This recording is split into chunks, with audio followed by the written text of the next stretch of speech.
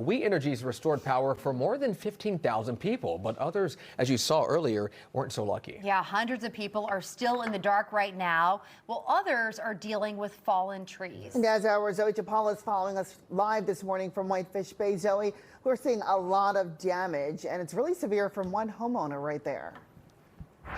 Yeah, this is just one of 3 of the cars belonging to this homeowner that is totaled just as a result of the high winds and the storm damage overnight. You can see one of the trees had fallen down and it impaled his car through the windshield. Now, thankfully, nobody was inside, but I mean, it is a scary sight to see.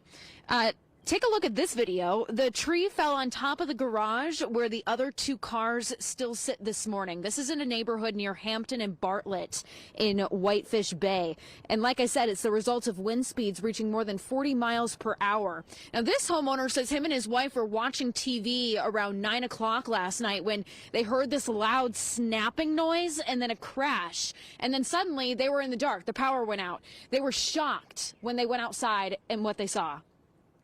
My biggest thing was fear that the rest of it will come down on me. So I kept telling my wife, let's run towards the other side of the house. Yeah. I felt more safer outside than inside my house because I did not know if this will fall. And after a while, I felt a little bit more comfortable.